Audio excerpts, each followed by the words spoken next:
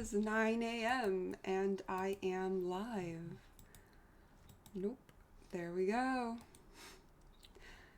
1 second.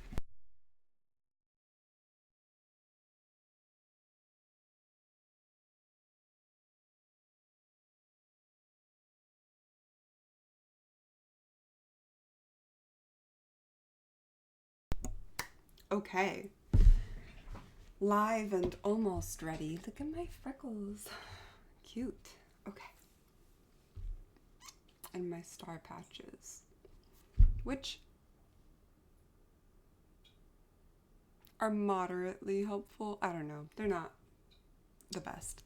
I'll be right back again.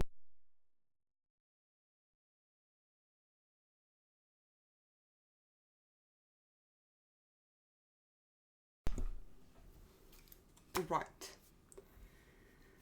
I am learning. We have the chat actually pulled up this time. Last time I got a notification 11 minutes in, or I got a chat 11 minutes in, and I wasn't reading it. I didn't even have it pulled up. So we're learning. I apologize.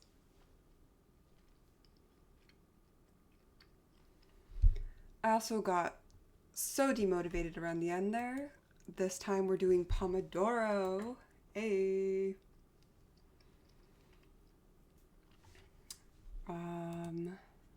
Yes. And the goal is also to read further than I read last time. Last chapter, okay. I have gum in my mouth. That's not helpful. Okay.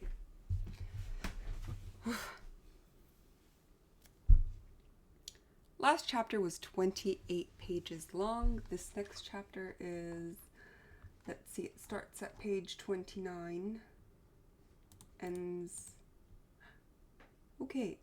44. So it's, I don't know, 15 pages. That's still less than 28 pages. Okay. So we'll do more than one chapter this time. 2, maybe 3, but we'll see. And we'll try to keep the chat up this time. Let's try, oh, can't make that smaller. Awesome. Excuse me, you're too big. That's what she said.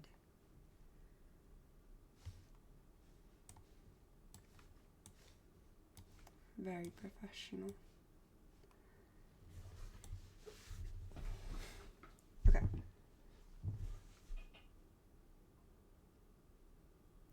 All is well. Let's begin. Okay. Chapter 2. I have tea, but it's too hot for now. Ah.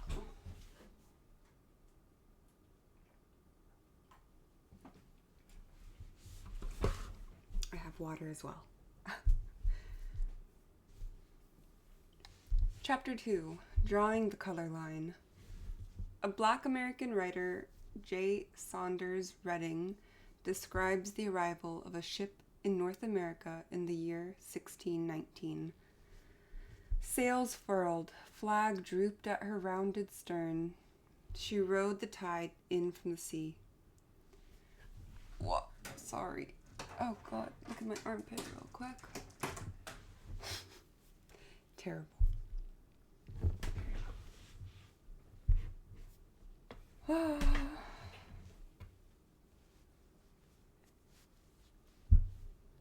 Sails furled, flag drooping at her rounded stern, she rode the tide in from the sea. She was a strange ship indeed, by all accounts. A frightening ship, a ship of mystery. Whether she was a trader, privateer, or man of war, no one knows. Through her bulwarks, black-mouthed cannon yawning. Through her bulwarks, black-mouthed cannon yawned. Okay. The flag she flew was Dutch, her crew a motley, her port of call an English settlement, Jamestown, in the colony of Virginia. She came, she traded, and shortly afterwards, she was gone. Probably no ship in modern history has carried a more portentous freight. Her cargo, 20 slaves. Portentous. Oh, God.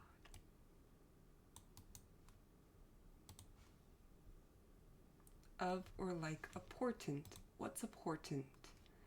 A sign or warning that something, especially something momentous or calamitous, is likely to happen. Okay. Oh shit. Okay. The plan is 4 25-minute pomodoros starting now with 5-minute breaks in between. I believe that is what... Yeah, that is what it is. Okay, starting.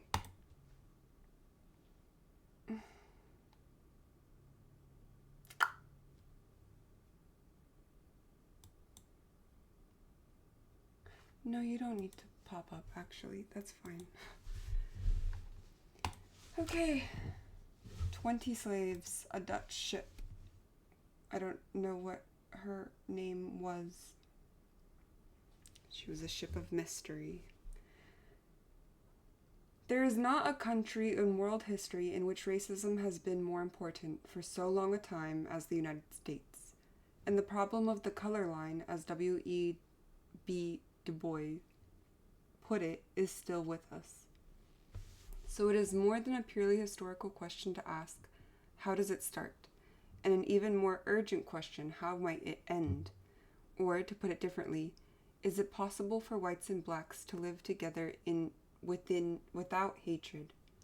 If history can help answer these questions, then the beginnings of slavery in North America, a continent where we can trace the coming of the first whites and the first blacks, might supply at least a few clues. Oh God, okay. If history can help answer these questions, then the beginnings of slavery in North America, a continent where we can trace the comings of the first whites and the first blacks, might supply at least a few clues. If history can help answer these questions. Oh, okay. I processed what it was saying. How slavery starts can help provide clues to how it ends. Okay. Some historians think those first blacks in Virginia were considered as servants, like the white indentured servants brought from Europe. But the strong probability is that... Oh, I don't have my chat up. Now I do.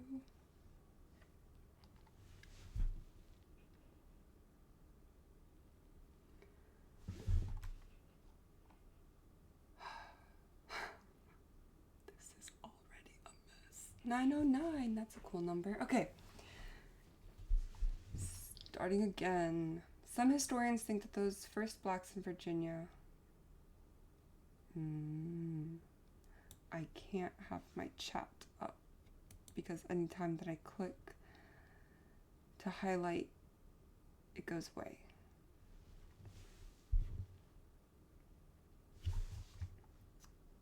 But I can scroll without it being a problem.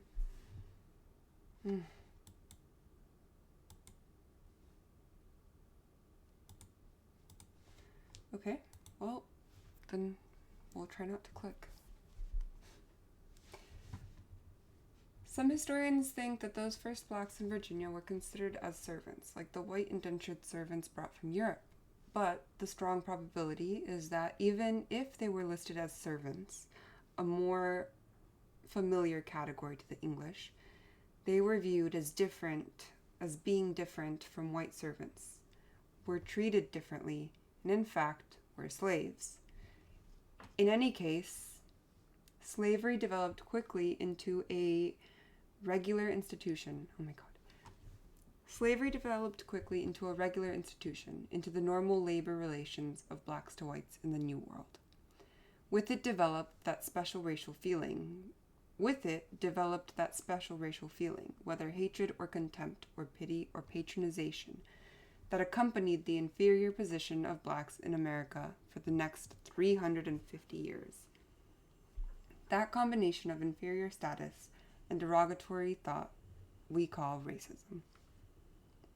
Everything in the experience of the first white settlers acted as a pressure for the enslavement of blacks. The Virginians of 1619 were desperate for labor to grow enough food to stay alive. Oh my gosh. Among them were survivors from the winter of 1609 to 1610, the starving time, when, crazed for want of food, they roamed the woods for nuts and berries, dug up graves to eat corpses, and died in batches until 500 colonists were reduced to 60.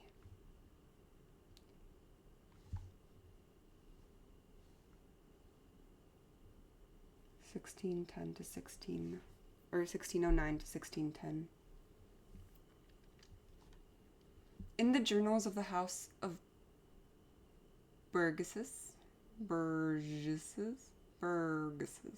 whatever, of Virginia is a document of 1619, which tells of the first 12 years of the Jamestown colony. The first settlement had 100 persons, who had one small ladle of barley per meal. When more people arrived, there was even less food.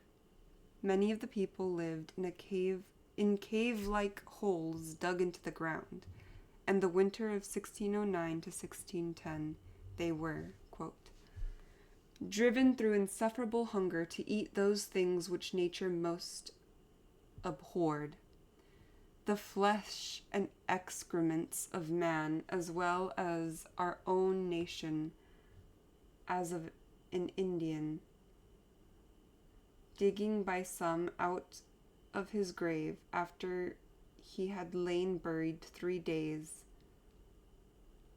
and wholly devoured him.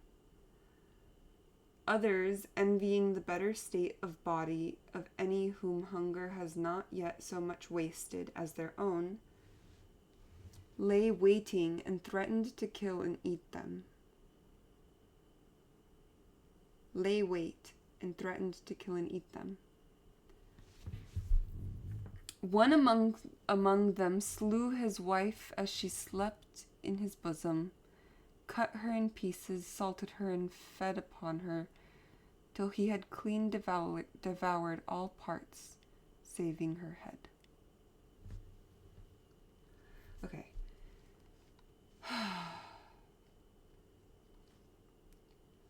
The flesh and excrements of man, as well as of our own nation, as of Indian. Oh, okay, gotcha. Saying, okay.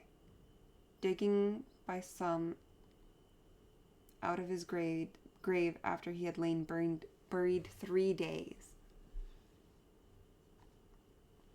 Others, envying the better state of body of any whom hunger has not yet so much wasted as their own, lay wait and threatened to kill and eat them. Okay, so the hungry were trying to eat the not so hungry.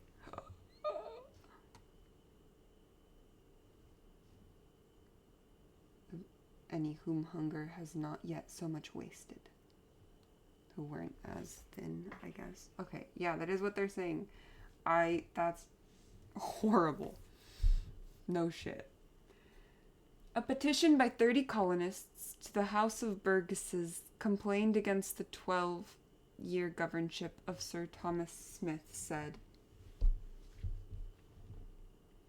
in those 12 years of Sir Thomas Smith, his government, we aver that the colony for the most part remained in great want and misery under most severe and cruel laws. The allowance in those times for a man was only 8 ounces of meal, and a half pint of peas for the day. A moldy, rotten, rotten, full of cobwebs and maggots, loathsome to man and not fit for beasts, which forced many to flee for relief to the savage enemy, who being taken again were put to sundry deaths, as by hanging, shooting, and breaking upon the wheel, of whom one for stealing 2 or 3 pints of oatmeal,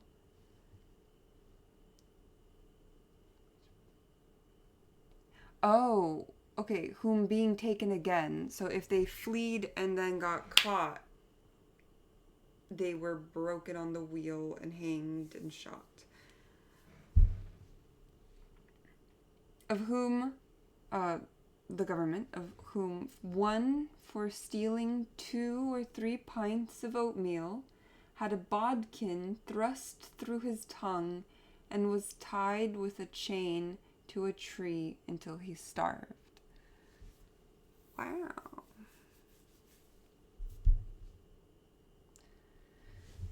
The Virginians needed labor to grow corn for subsistence, to grow tobacco for export.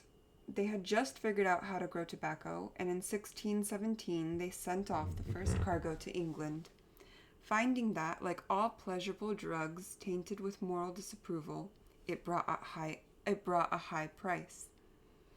The planters, despite their high religious talk, were not going to ask questions about something so profitable. They couldn't force Indians to work for them as Columbus had done. They were outnumbered, and while with superior firearms,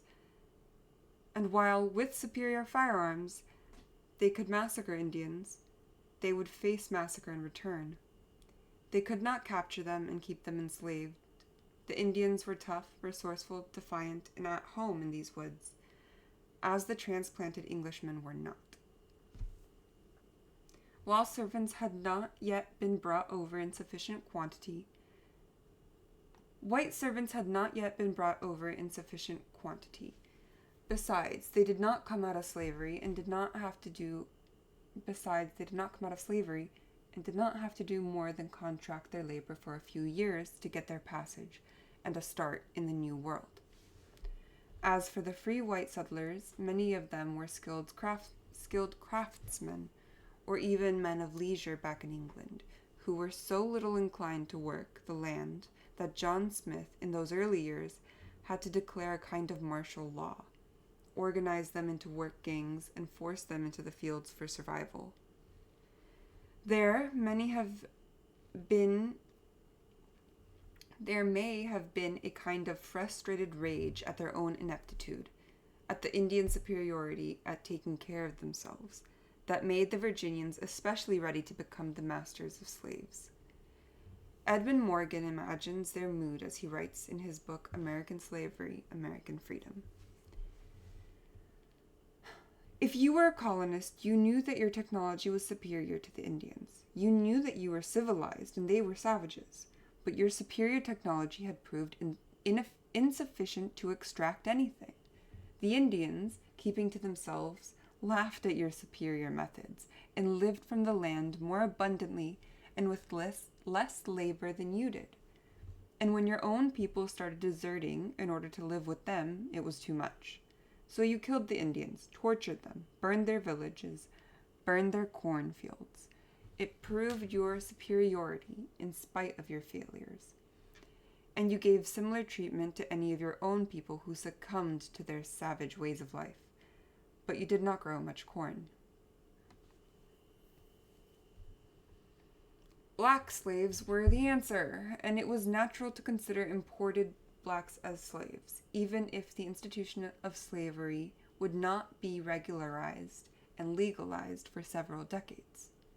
Because of 1619, 1 million blacks had already been brought from Africa to South America and the Caribbean, to the Portuguese and Spanish colonies, to work as slaves. 50 years before Columbus, the Portuguese took African blacks to Lisbon. This was the start of a regular trade in slaves. African blacks had been stamped as slave labor for 100 years, so it would have been strange if those 20 blacks, forcibly transported to Jamestown and sold as objects to settlers anxious for a steadfast source of labor, were considered anything but slaves. Their helplessness made enslavement easier. The Indians were on their own land. The whites were in their own European culture.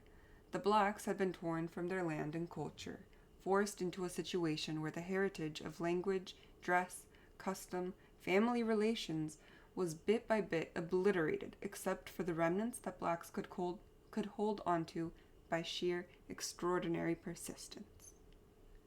Was their culture inferior and so subjected to easy destruction? Inferior in military capability? Yes, vulnerable to whites with guns and ships.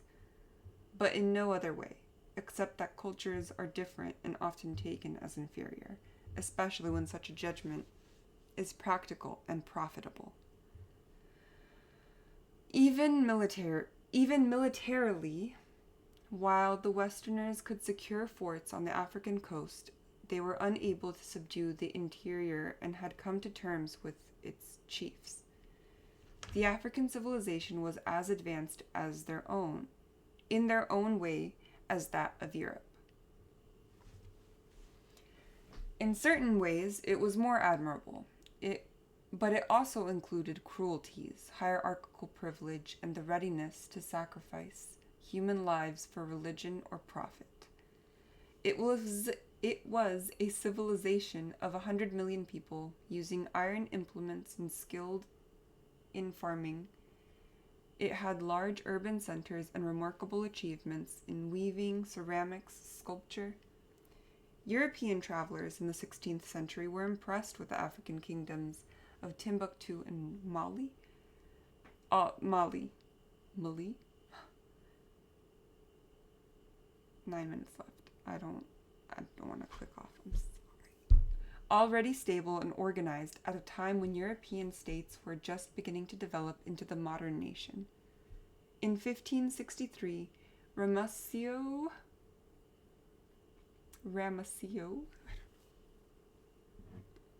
I need to drink.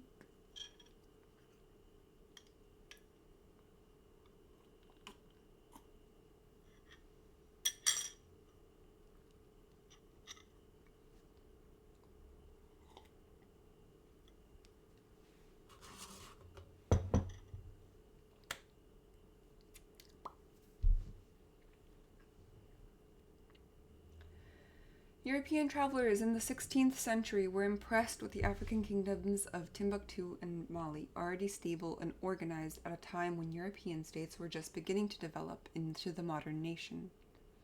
In 1563, Ramusio, secretary to the rulers in Venice, wrote to the Italian merchants, "Let them go and do business with the king of Timbuktu and Mali, and there is no doubt that they will be well received there with their ships and their goods and treated well and granted the favors that they ask."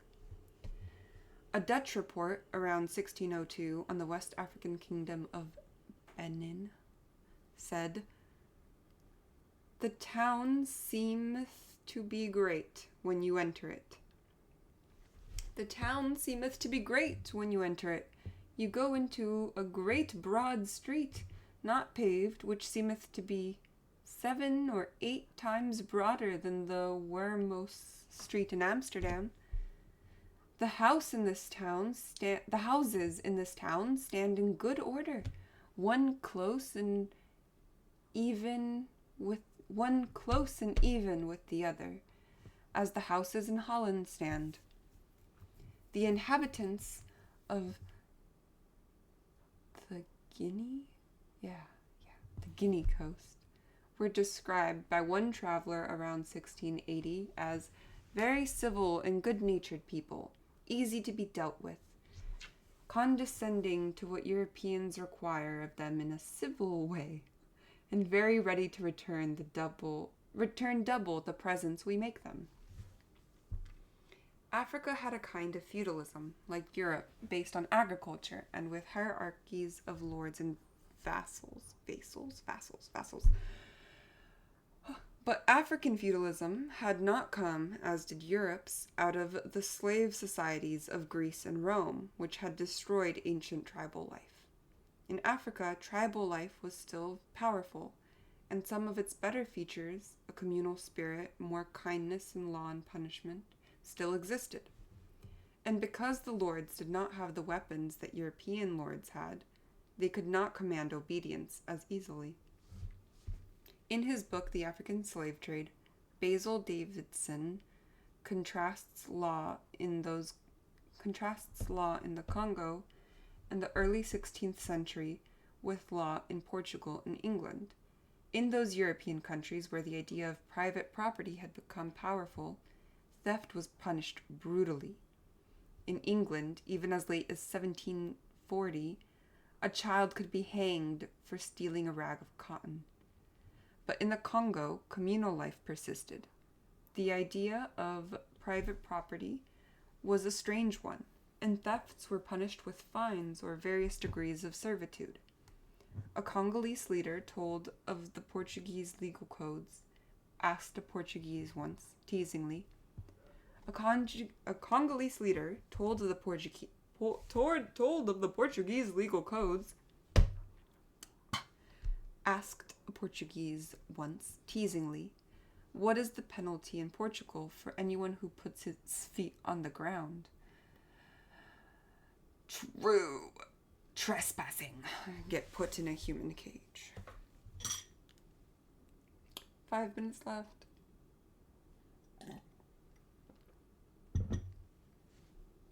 Wow, and we have read like 5 pages. This is sad.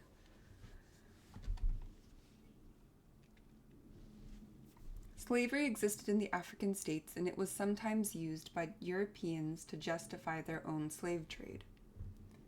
But, as Davidson points out, the slaves of Africa were more like the serfs of Europe. In other words, like most of the population of Europe, it was a harsh servitude, but they had rights which slaves brought to America did not have, and they were altogether different from the human cattle of the slave ships and the American plantations. In the Ashanti Kingdom of West Africa, one observer noted that a slave might marry, own property, himself own a slave, swear an oath, be a competent witness, and ultimately become heir to their master. An Ashanti slave, 9 cases out of 10, possibly became an adopted member of the family, and, in time, his descendants so merged and intermarried with the owner's kinsmen that only a few could know their origin. One slave trader, John Newton, who later became an anti-slavery leader, wrote about the people of what is now Sierra Leone. The state of slavery among these wild, barbarous people, as we esteem them, is much milder than in our colonies, for as on the one hand, they have no land in high cultivation like our West India plantations, and therefore no call for that excessive, unintermitted labor which exhausts our slaves. So, on the other hand, no man is permitted to draw blood even from a slave. African slavery is hardly to be praised, but it was different. It was far different from plantation or mining slavery in the Americas, which was lifelong, morally crippling, destructive of family ties, without hope of any future. African slavery lacked 2 elements that made American slavery the most cruel form of slavery in history: the frenzy for limitless profit that comes from capitalistic agriculture, and the reduction of the slave to less than human status by the use of racial hatred. With that relentless clarity based on color, where white was master, black was slave. In fact, it was because they came from a settled culture of tribal customs and family ties, of communal life and traditional ritual, that African blacks found themselves especially helpless when removed from this. They were captured in the interior, frequently by blacks caught up in the slave trade themselves, sold on the coast, then shoved into pens with blacks of other tribes, often speaking different languages. The conditions of capture and sale were crushing affirmations to the black African of the conditions of capture and sale were crushing affirmations to the black African of his helplessness in the face of the superior force. The marches to the coast, sometimes for 1,000 miles, with people shackled around their neck, under whip and gun, were death marches, in which 2 of every 5 blacks died.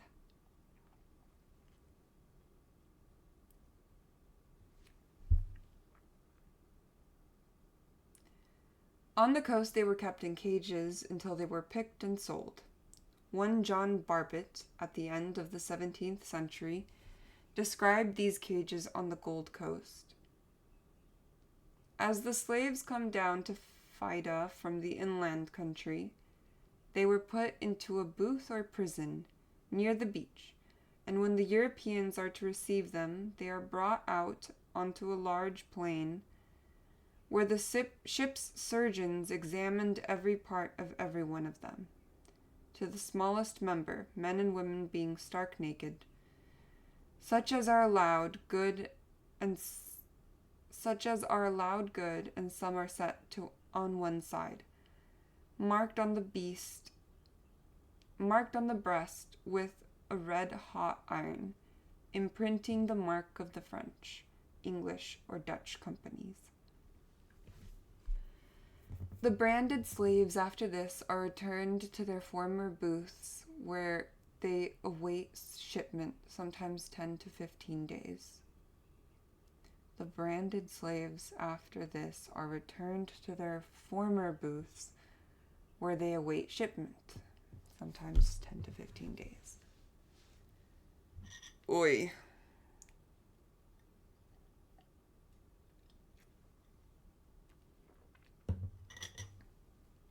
I've seen TikToks of Cape Town, I'm not sure, one of the coastal cities that held people, enslaved people. It makes me uncomfortable to keep saying blacks. Whites doesn't make me uncomfortable. But, I don't know. Also Indians. What you gonna do?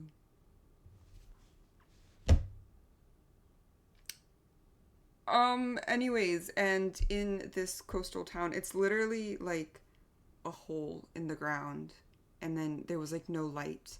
It was like just the one, and then apparently the Catholic Church would like sing down to them, and it was you're just like no place to go to the toilet. Like they would throw down food, and you would have to fight for it, and then you would be excrementing on yourself, like stepping in other people's excrement. The ground is still, like, there's a layer of filth with these people's DNA on it. Yeah, that's kind of crazy. I don't know.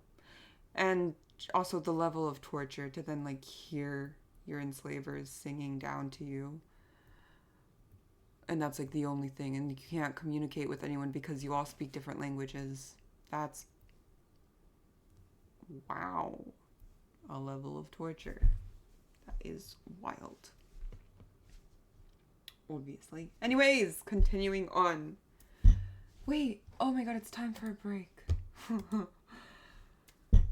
Thank God. I am in need of a break. So. Also, did you know that you can't stop and upload on YouTube? Also, did you know that... whatever. I'm trying to upload yesterday's reading I don't know if anyone's going to want to, but they might. Who knows? Doesn't hurt. But I had to stop the upload and so that I can stream, and the only way to do that is to just cancel it. But apparently, if you start the upload again, it knows up to where it was uploading. So it's all good. All good. I'm going to take a break for 4 minutes, and I'll see you again, and we'll do another 25 minutes, and we will get through more than 6 pages. Jesus Christ. That's really bad, actually. We might not finish this book in January.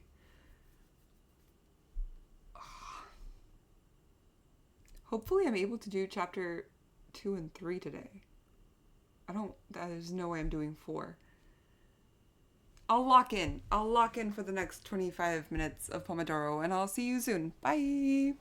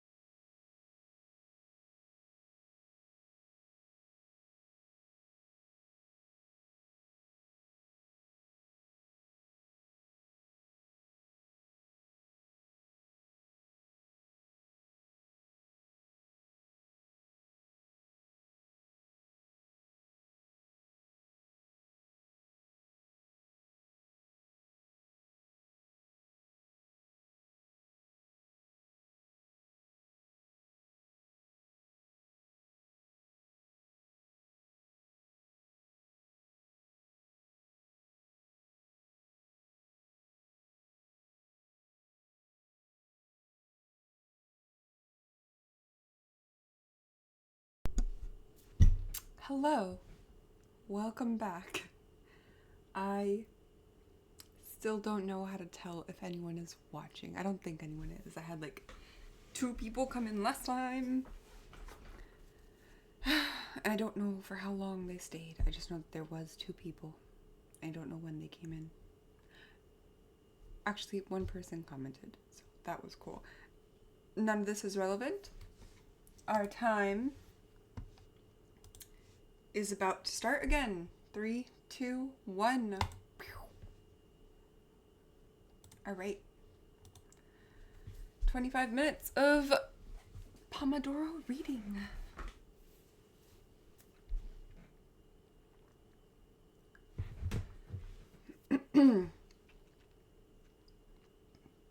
They were packed aboard the slave ships in spaces not much bigger than coffins, chained together in the dark, wet slime of the ship's bottom, choking in the stench of their own excrement. Documents of the time describe the conditions. The height, sometimes between decks, was only 18 inches, so that the unfortunate human beings could not turn around, or even on their sides. The elevation being less than the breadth of their shoulders.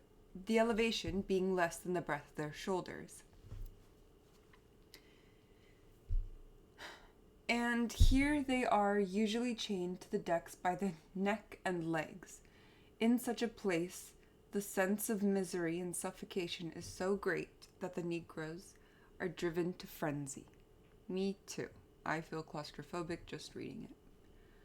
On one occasion, hearing a great noise from below deck where the blacks were chained together, the sailors opened the hatches and found the slaves in different stages of suffocation. Many dead, some having killed others in desperate attempts to breathe. Slaves often jumped overboard to drown rather than continue their suffering. To one observer, a slave deck was so covered with blood and mucus that it resembled a slaughterhouse. Under these conditions, perhaps 1 of every 3 blacks transported overseas died. But the huge profits, often double the investment on one trip, made it worthwhile for the slave trader, and so the blacks were packed into the holds like fish.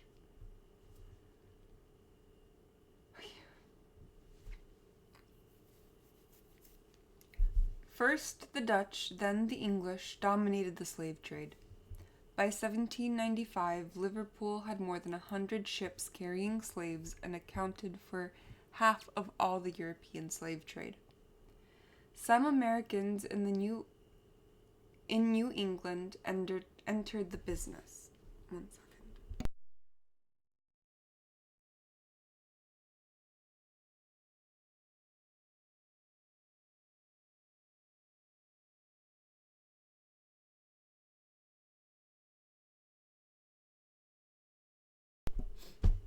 Okay. I had to try to blow my nose, but I didn't want you to hear that.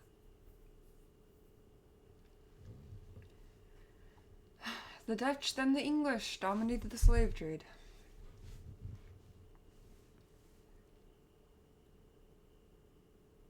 Liverpool had more than 100 ships, accounted for half the business of European slave trade. Some Americans in New England entered the business, and in 1637 the first American slave ship, the Desire, sailed from Marblehead. Its holds were partitioned into racks, 2 feet by 6 feet, with leg irons and bars. By 1800, 10 to 15 billion blacks had been transported as slaves to the Americas, representing perhaps 1/3 of those originally seized in Africa.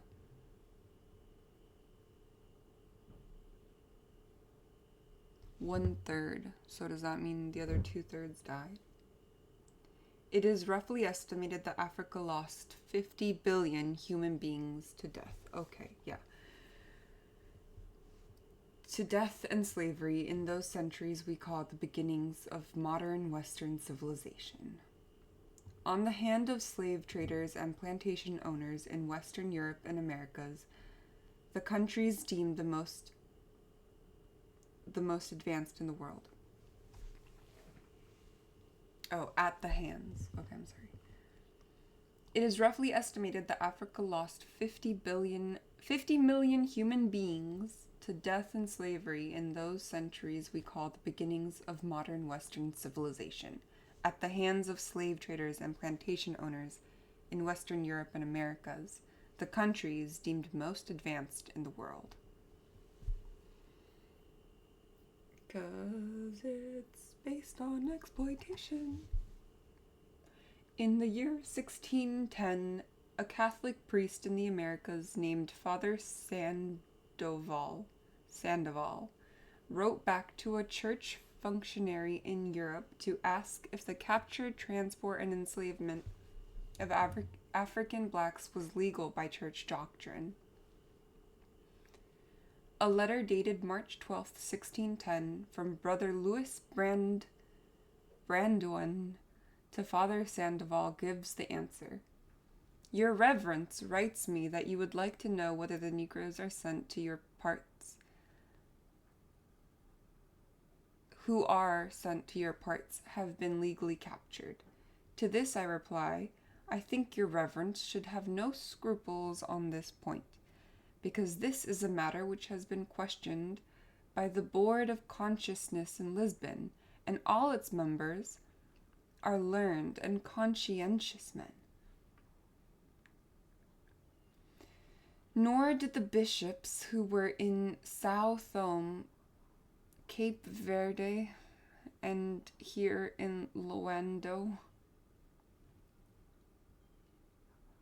all learned and virtuous men, find fault with it. We have been here ourselves for 40 years, and there have been among us very learned fathers. Never did they consider the trade as illicit. Therefore, we and the fathers of Brazil buy these slaves for our service without any scruple. With all of this, the desperation of the Jamestown settlers for labor, the impossibility of using Indians, and the difficulties of using whites, the availability of blacks offered in greater and greater numbers by profit-seeking dealers in human flesh, and with such blacks possible to control, because they have gone through an ordeal which, if it did not kill them, must have left them in a state of psychic and physical helplessness. Is it any wonder that such blacks were ripe for enslavement? With all this, the desperation of the Jamestown settlers for labor, because they were starving,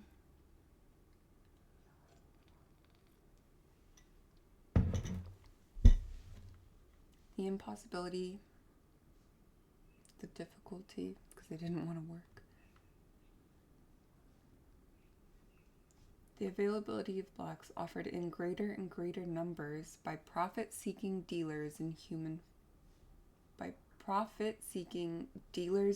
flesh. I see. Okay.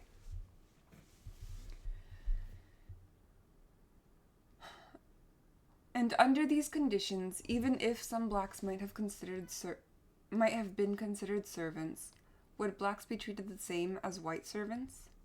The evidence from the court records of colonial Virginia shows that in 1613, a white man named Hugh Davis was ordered to be soundly whipped for abusing himself by defiling his body in lying with a Negro.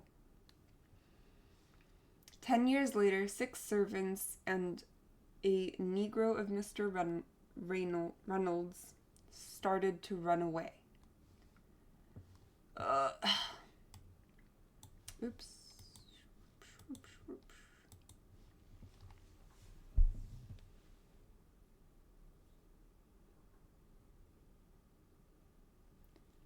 While the whites received the lighter sentences, Emmanuel, the Negro, to receive 30 stripes and to be burnt in the cheek with the letter R, and to work in shackle 1 year or more, as his master shall see cause. To work in shackle 1 year or more. 1 year or more.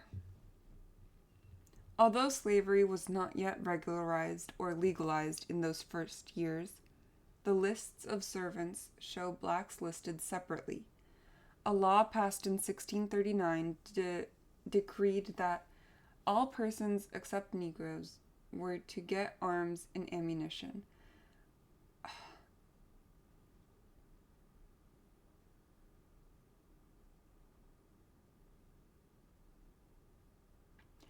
Should I be saying this word?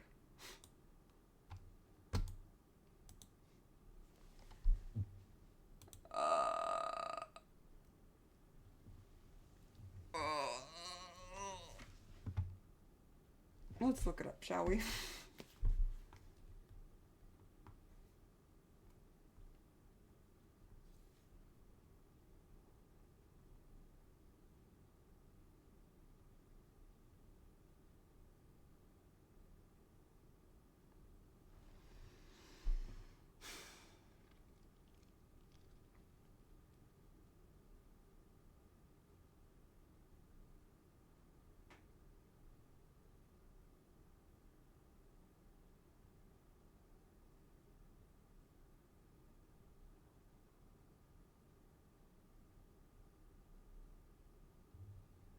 I don't think so.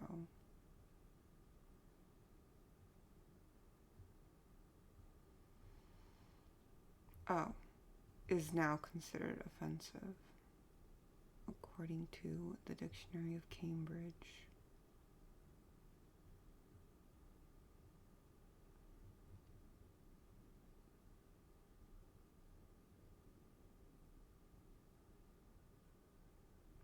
It says which was used frequently in the past.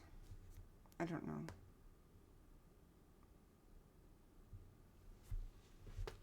Is it weird to make it weird? Am I making it weird now? Ow. I think I'm making it weird. I'm going to continue.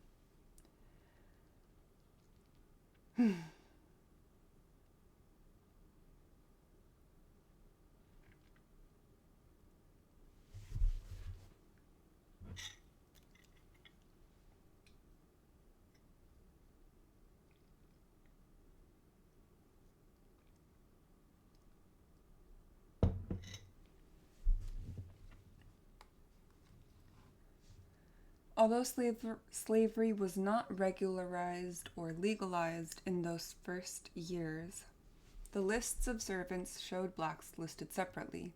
A law passed in 1639 decreed that all persons except Negroes were to get arms and ammunition, probably to fight off Indians. When in 1640 3 servants tried to run away, the 2 whites were punished with the lengthening of their service. But as the court put it, the third, being a Negro named John Punch, shall serve his master or his assigns for the time of his natural life.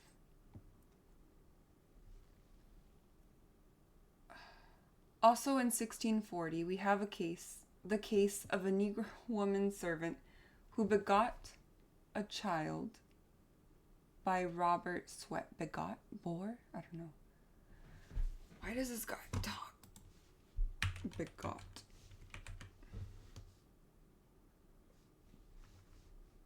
Bring a child into the existence. Okay, through the process of reproduction. What the fuck?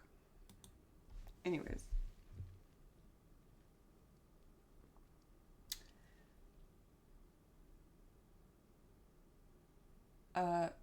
Negro woman servant who begot a child by Robert Sweat, a white man. The court ruled that the said Negro woman shall be whipped at the whipping post, and that the said Sweat shall tomorrow in the forenoon do public penance for his offense at James City Church. This unequal treatment, this developing combination of contempt and oppression, feeling and action, which we call racism, was the result of a natural antipathy, like the opposite of empathy, antipathy of white against black. This unequal treatment. Was this the result of a natural? The question is important, not just as a matter of historical accuracy, but because any emphasis on natural racism lightens the responsibility of the social system. If racism can't be shown to be natural, then it is the result of certain conditions, and we are impelled to eliminate those conditions. Yes, okay, gotcha.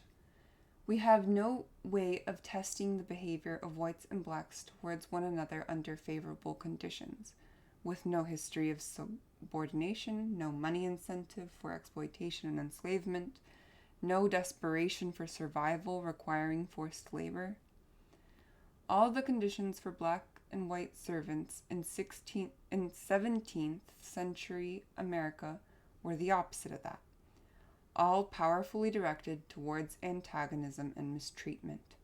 Under such conditions, even the slightest display of humanity between the races might be considered evidence of basic human drive. Under such conditions, even the slightest display of humanity between races might be considered evidence of a basic human drive towards community. Sometimes it is noted that even before 1600, when the slave trade had just begun, before Africans were stamped by it, literally and symbolically, the color black was distasteful.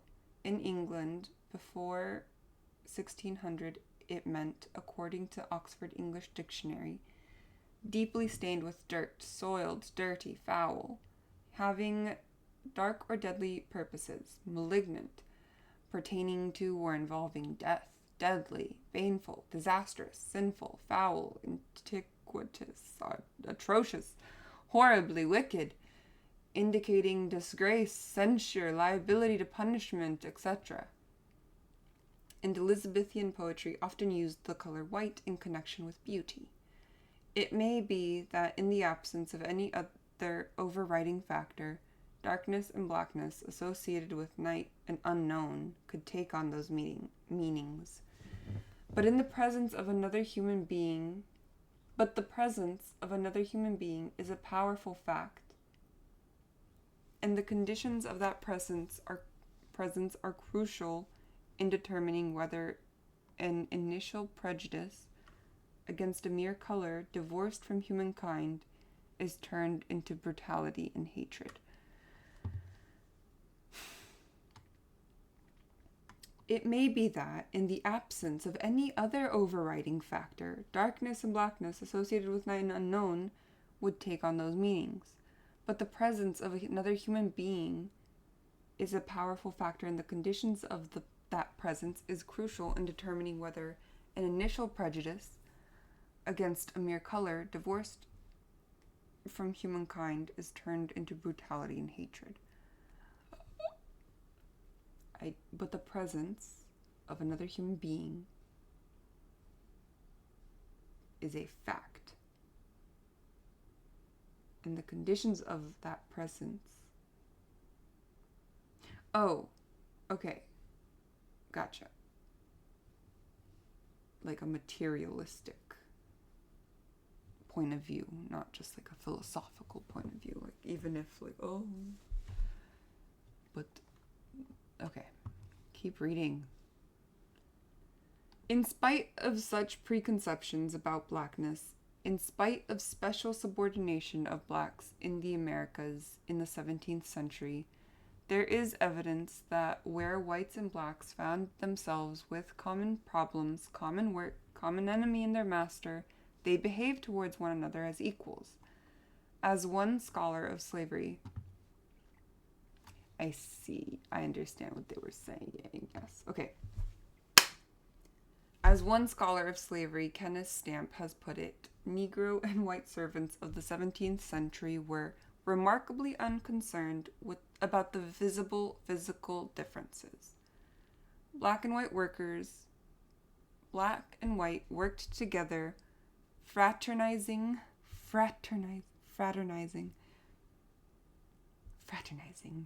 together. The very fact that laws had to be passed after a while to forbid such relations indicates the strength of that tendency. In 1661, a law was passed in Virginia that, in case any English servant shall run away in company of any Negroes, he would have to give special service for extra years to the master of the runaway Negro. In 1691, Virginia provided for the banishment of any white man or white being. Oh my God. Had to pass laws to prevent fraternizing. 1661, Virginia passed a law that any English servant had to give extra years to the master of any Negro that they ran away with. In 1691, Virginia provided for the banishment of any white man or woman being free who shall intermarry with a Negro, mulatto, or Indian man or woman, bond or free. Okay, you can get banished even if you're both free if you intermarry. Slavery grew as the plantation system grew. The reason is easily traceable to something other than natural racial repugnance: the number of arriving whites, whether free or indentured servants, were not enough to meet the need of the plantation. Under 4 to 7 year contract. Oh, the indentured servants were under 4 to 7 year contracts. And that was not enough to meet the labor requirements of these plantations. By 1700, in Virginia, there were 6,000 slaves, 1/12 of the population. By 1763, there were 170,000 slaves, about half the population. Wow, Jesus Christ. Blacks were easier to enslave than whites or Indians, but they were still not easy to enslave. From the beginning, the imported black men and women resisted their enslavement.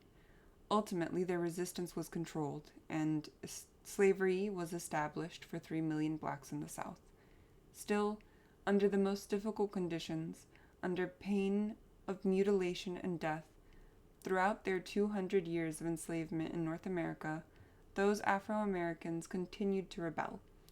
Only occasionally was there an organized insurrection. More often, they showed their refusal to submit by running away. Even more often, they engaged in sabotage, slowdowns, and subtle forms of resistance, which asserted, if only to themselves and their brothers and sisters, their dignity as human beings. The refusal began in Africa. One slave trader reported that Negroes were so willful and loth to leave their own country that they often leapt out of the canoes, boat, and ship into the sea, and kept under water till they were drowned. When the very first black slaves were brought into Hispaniola? Yeah. Oh my God.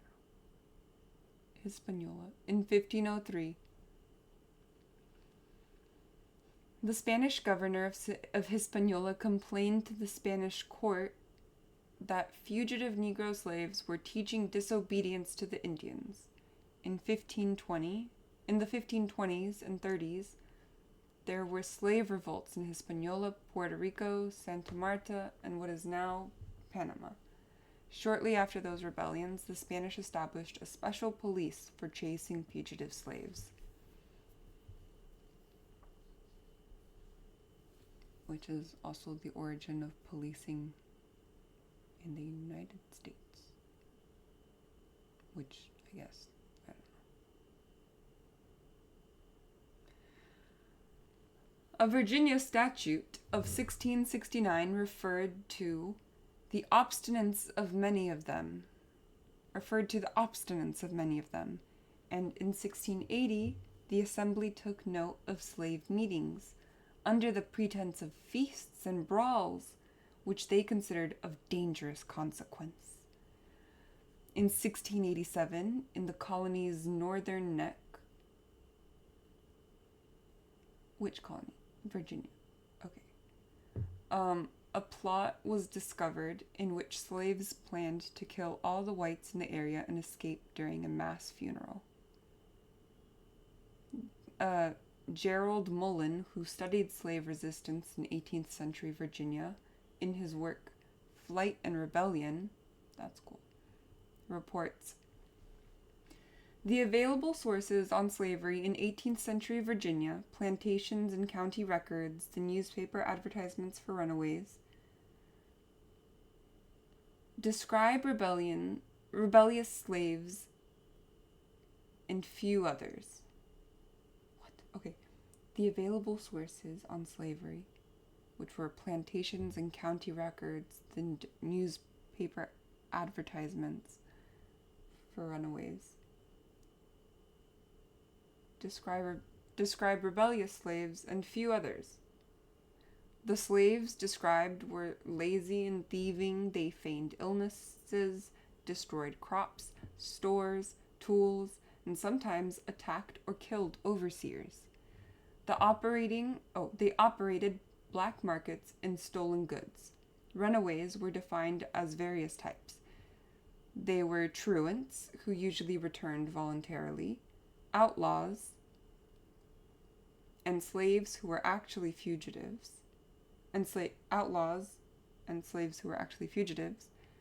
men who visited relatives,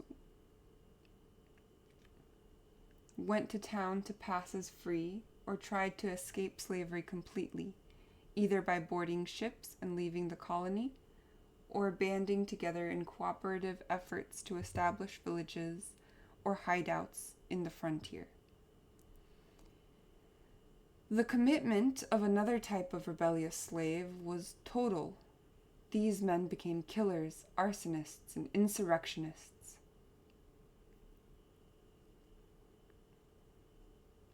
Okay, so truants who returned voluntarily, outlaws,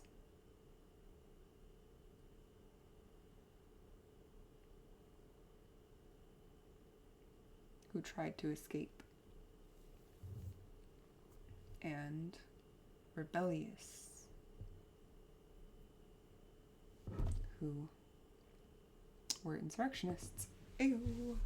Slaves recently from Africa, still holding on to the heritage of their communal society, would run away in groups and try to establish villages of runaways out in the wilderness on the frontier.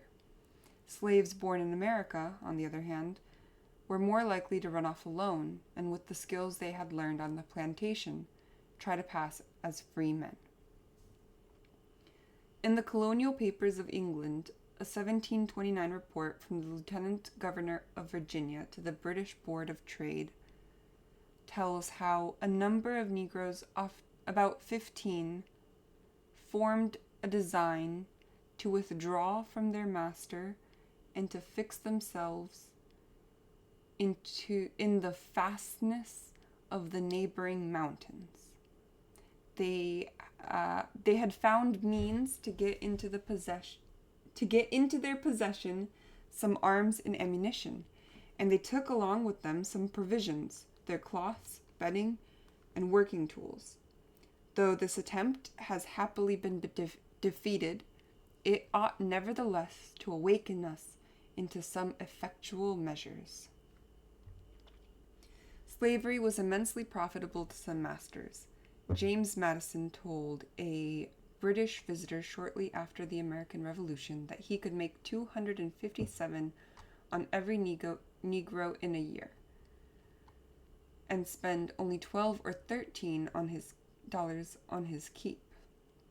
Another viewpoint was of slave owner Landon Carter, writing about 50 years earlier, complaining that his slaves so neglected their work and were so uncooperative, either cannot or will not work, that he began to wonder if keeping them was worthwhile. Huh? I thought they were profitable.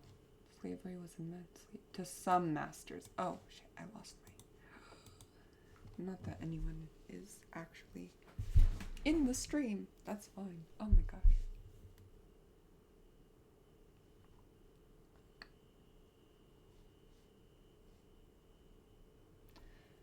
Gotcha. Another viewpoint was of slave owner Landon Carter, writing about 50 years earlier, complaining that his slaves were so neglectful of their work and were so uncooperative, either cannot or will not work, that he began to wonder if keeping them was worthwhile. Some historians have painted a picture based on the infrequency of organized rebellions and the ability of the South to maintain slavery for 200 years, of a slave population made submissive by their conditions. With their African heritage destroyed, they were, as Stanley Elkins said, made into Sambos, a society of helpless dependence. Or, as another historian, Ulrich, oh my god, okay, Phillips said, "Oh, it's time for my break, no wonder oh my god, I need to finish this chapter. I'm gonna cry. Why am I going so slow?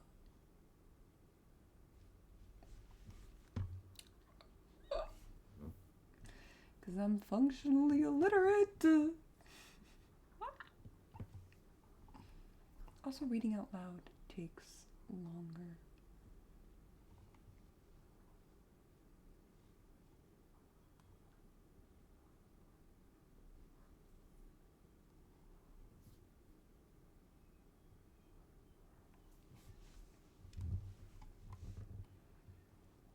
Reading out loud does take forever.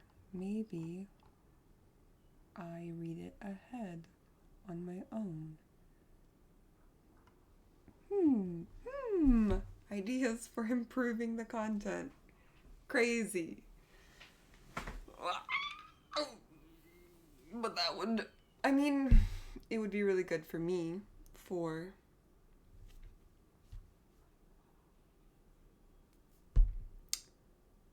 just, I don't know, memory.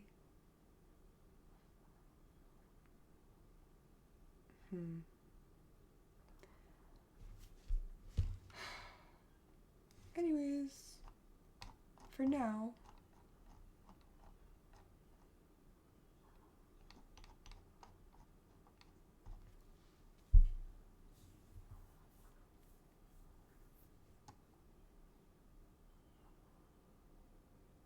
I'm going to take a break.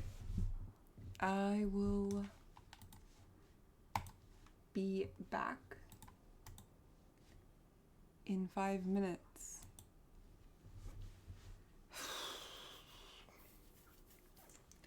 And then we're going to finish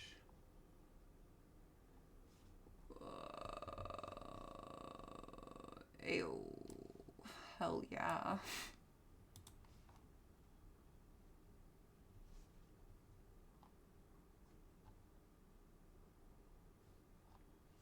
Okay, we're on page 39. I've read 10 pages in an hour. This is pathetic. It's worse. It's worse than last time. How is it worse?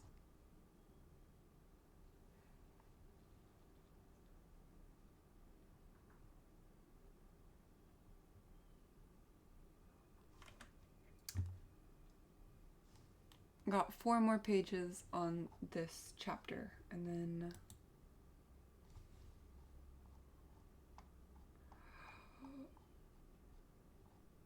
I can't finish chapter 3.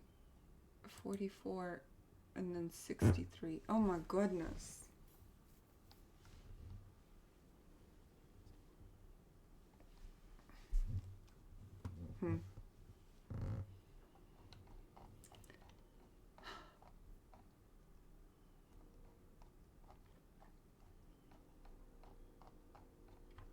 Maybe the first read will be on my own, and then I'll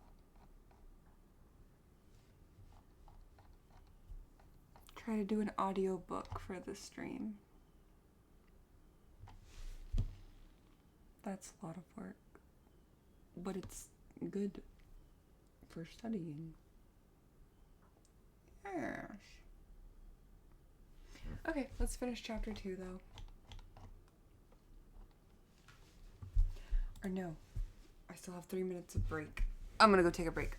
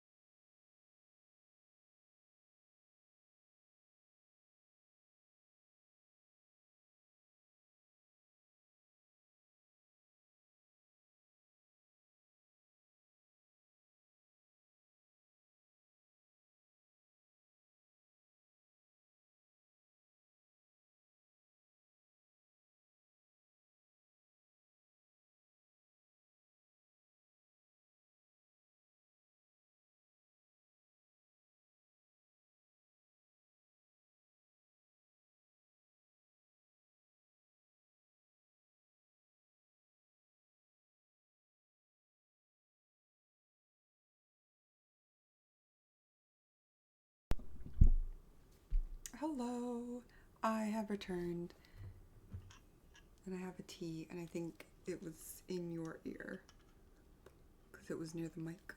My bad. It's fresh, you say? It's still steaming. Okay.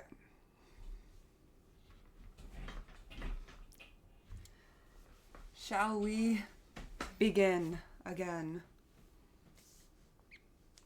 on this final... This is our third Pomodoro.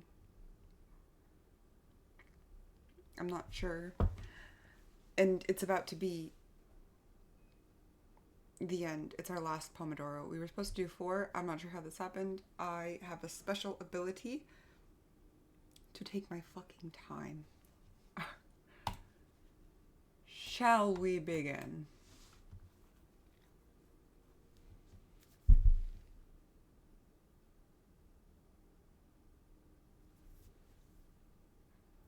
Okay, actually, we're not in the right place.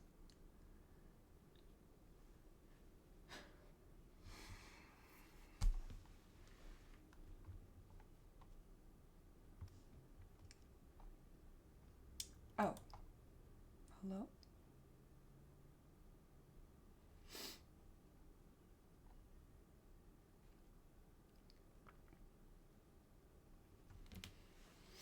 Oh, okay. Some historians have painted a picture of a society of helpless dependence, or, as other historian Ulrich Phillips says, biracial quality submissive. What? Biracial quality submissive. By looking at the totality of slave behavior, at the resistance of everyday life, from quiet non-cooperation in working to running away, from quiet non-cooperation in work to running away, the picture becomes different.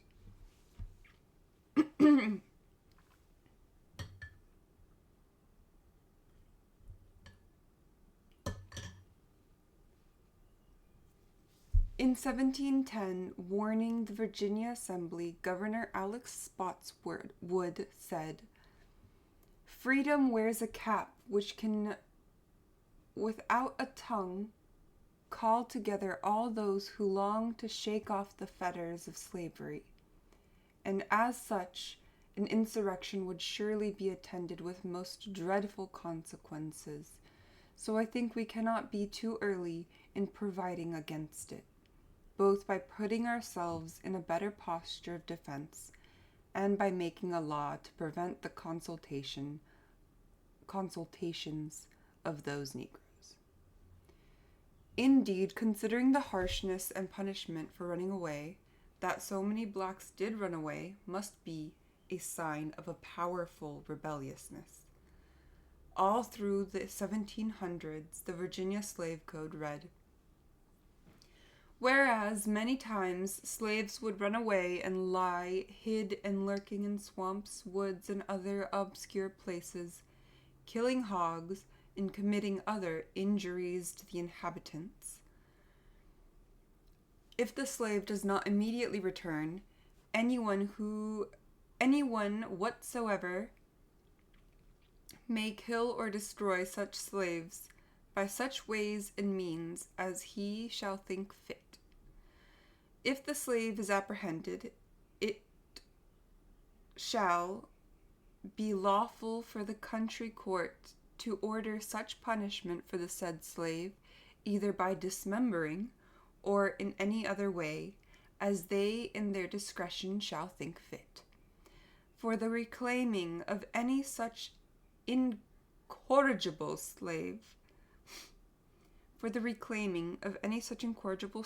and terrifying others from the like practices." Make an example of them. Oh, okay. Mullen found newspaper advertisements between 1736 and 1801 for 1,138 men runaways and 141 women. One consistent reason for running away was to find members of one's family, showing that despite the attempts of the slave system to destroy family ties, by not allowing marriages and by separating families, slaves would face death and mutilation to get together. In Maryland, where slaves were about 1/3 of the population in 1750, slavery had been written into law since the 1660s, almost 100 years, and statutes for controlling rebellious slaves were passed. There were cases where slave women killed their masters, sometimes by poisoning them, sometimes by burning tobacco houses and homes. Punishments ranged from whipping and branding to execution, but the trouble continued. In 1742, 7 slaves were put to death for murdering their master. Fear of slave revolt seemed to have been a permanent fact of plantation life. William Beard, a wealthy Virginia slave owner, wrote in 1736, "We have already at least 10,000 men of these descendants of Ham fit to bear arms."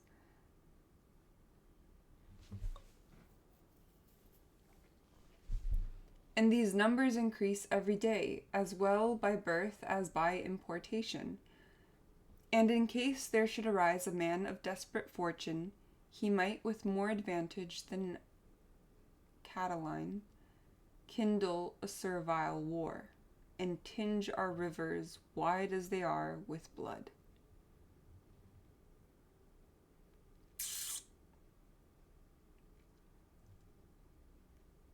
And in case there should arise a man of desperate fortune, he might with more advantage. Okay. It was an intricate and powerful system of control that the slave owners developed to maintain their labor supply and their way of life. A system both subtle and cruel, involving every device that social orders employ for keeping power and wealth where it is. As Kenneth Stamp puts it, a wise master did not take seriously the belief that Negroes were natural-born slaves. He knew better. He knew that Negroes freshly imported from Africa had to be broken into bondage, that each succeeding generation had to be carefully trained. This was no easy task, for the bondsman rarely submitted willingly. Moreover, he rarely submitted completely. In most cases, there was no end to the need for control, at least not until old age reduced the slave to a condition of helplessness. The system was psychological and physical at the same time.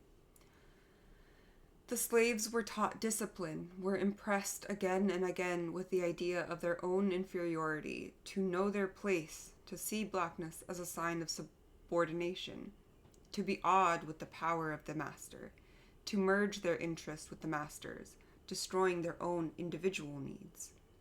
To accomplish this, there was the discipline of hard labor, the breakup of the slave family, the lulling effects of religion, which sometimes led to great mischief, as one slaveholder reported.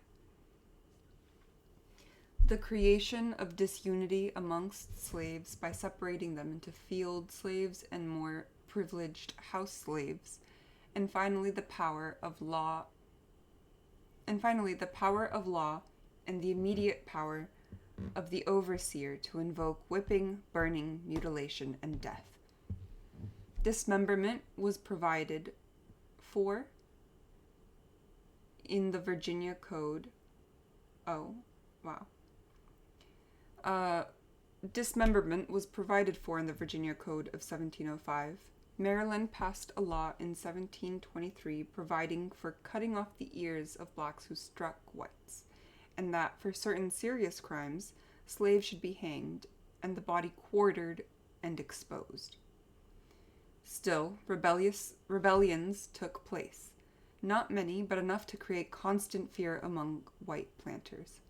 The first large-scale revolt in the North American colonies took place in New York in 1712.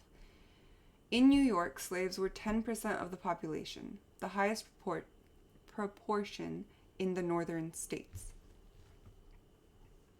where economic conditions usually did not require large numbers of field slaves.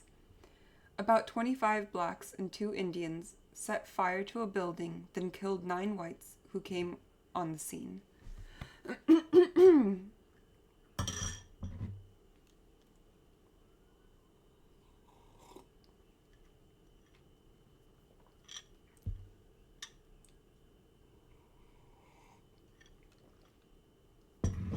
About 25 blacks and 2 Indians set fire to a building, then killed 9 whites who came on the scene. They were captured by soldiers, put on trial, and 21 were executed. The governor's report to England said, "Some were burnt, others were hanged, one broke on the wheel, and one hung alive in chains in the town." Like, to starve, I guess. One had been burned over a slow fire for 8 to 10 hours, all this to serve notice to other slaves. A letter to London from South Carolina in 1720 reports, "I am now to acquaint you that very lately we have had a very wicked and barbarous plot of the design of the Negroes rising with a design to destroy all the white people in the country, and then to take Charlestown in full body. But it pleased God. It was discovered, and many of them taken prisoners, and some burnt, and some hanged, and some banished."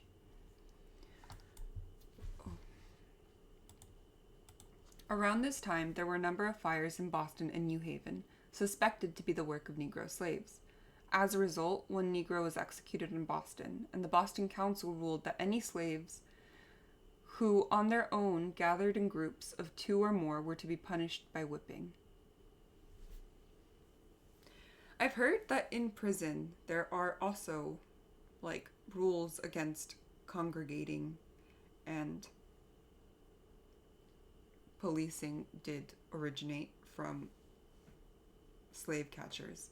And that is interesting. Anyways, back to reading. Come on. Around this time, there were a number of fires in Boston. At Stano, South Carolina, in 1739, about 20 slaves rebelled, killed 2 warehouse guards, stole guns and gunpowder, and headed south, killing people on their way and burning buildings. They were joined by others until there were perhaps 80 slaves in all, and, according to one account of the time, they called out liberty, marched on with colors displayed, and 2 drums beating. The militia found and attacked them. I thought they were the militia. In the ensuing battle, perhaps 50 slaves and 25 whites were killed before the uprising was crushed. Herbert Aptheker, who did detailed research on slave resistance in North America for his book American Negro Slave Revolts, found about 250 instances where a minimum of 10 slaves joined in a revolt or conspiracy. Yeah. From time to time, whites were involved in the slave resistance. As early as 1663, indentured white servants and black slaves in Gloucester County, Virginia, formed a conspiracy to rebel and gain their freedom. The plot was betrayed and ended with executions. Mullen reports that the newspaper notices of runaways in Virginia often warned ill-disposed whites about harboring fugitives. Ill-disposed? What does that mean? Disposed. It doesn't matter. Sometimes slaves and free men ran off together or cooperated in crimes together. Sometimes black male slaves ran off and joined white women. From time to time, white ship captains and watermen dealt with runaways. Oh, dealt, like made deals. Perhaps making the slave a part of the crew. In New York, in 1741, there were 10,000 whites in the city and 2,000 black slaves. 10,000, 2,000. It had been a hard winter, and the poor, slave and free, had suffered greatly. When mysterious fires broke out, blacks and whites were accused of conspiring together. Mass hysteria developed against the accused. After a trial full of lurid accusations by informers and forced confessions, 2 white men and 2 white women were executed. 18 slaves were hanged, and 13 slaves were burned alive. 31. Only one fear was greater than the fear of black rebellion in the new American colonies. That was the fear that discontented whites would join black slaves to overthrow the existing order. In the early years of slavery, especially before racism as a way of thinking was firmly ingrained, while white indentured servants were often treated as badly as black slaves, there was a possibility of cooperation. As Edmund Morgan sees it, there are hints that the two despised groups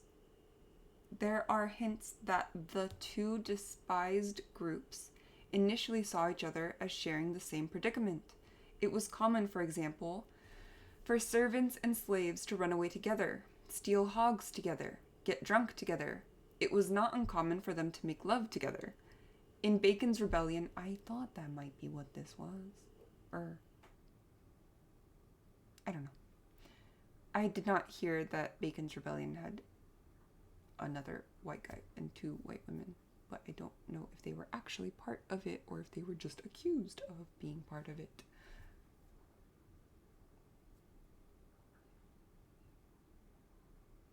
Also, I don't think that was Bacon's Rebellion. My bad. Continuing on. In Bacon's Rebellion, one of the last groups to surrender was a mixed band of 80 Negroes and 20 English servants. As Morgan says, masters, initially at least, perceived slaves in much the same way that they had always perceived servants. Shiftless, irresponsible, unfaithful, ungrateful, dishonest, and if freemen with disappointing hopes should make common cause, with disappointed hopes should make common cause with slaves of desperate hope, the result might be worse than anything Bacon had done. And so, measures were taken. About the same time that slave codes involving discipline and punishment were passed by the Virginia Assembly, Virginia's ruling class, having proclaimed that all white men were superior to black, went on to offer their social but white inferiors a number of benefits previously denied them. In 1705, a law was passed requiring masters to provide white servants whose indentured time was up with 10 bushels of corn, 30 shillings, and a gun, while women servants were to get 15 bushels of corn and 40 shillings. Oh, a little more shillings at least. No gun, though. Also, the newly freed servants were to get 50 acres of land. Morgan concludes, once the small planter shall feel less exploited by taxation and begin to prosper a little, he became less turbulent, less dangerous, more respectable. He could begin to see his big neighbor not as an extortionist, but as a powerful protector of their common interests. We see now a complex web of historical threads to ensnare blacks for slavery in America. The desperation of starving settlers, the special helplessness of the displaced African, the powerful incentive of profit for slave traders and planters, the temptation of superior status for poor whites, the elaborate controls against escape and rebellion, the legal and social punishment of black and white collaboration. The point is that the elements of this web are historical, not natural. This does not mean that they are easily disentangled and dismantled. It only means that there is a possibility for something else, under historical conditions not yet realized. Under future historical conditions. Wow. Okay. And one of these conditions would be the elimination of that class exploitation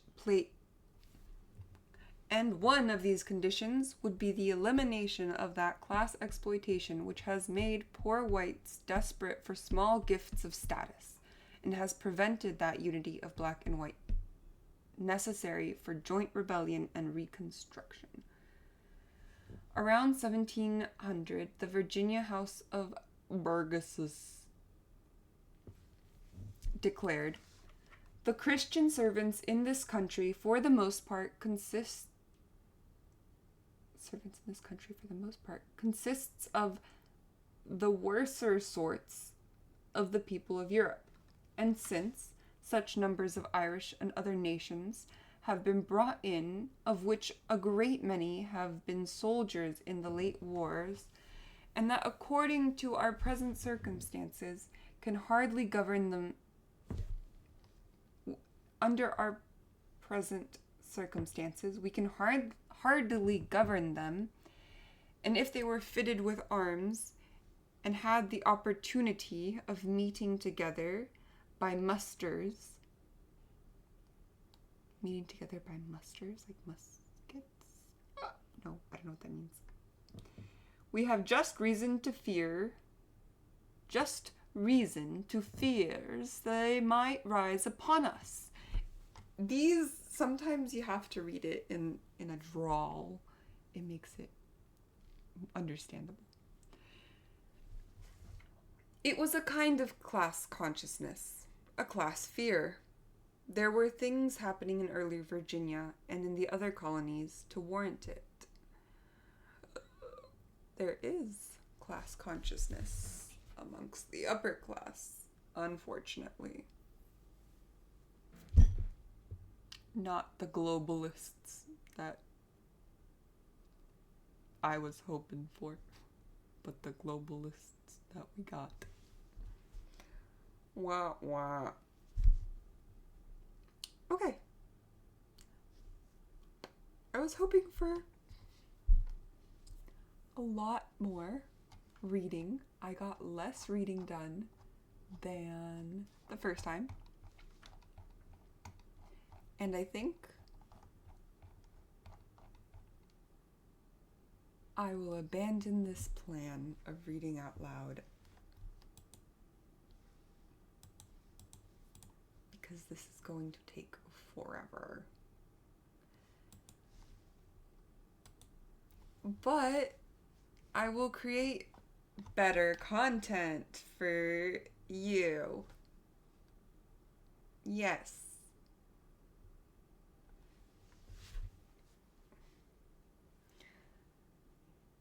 Okay.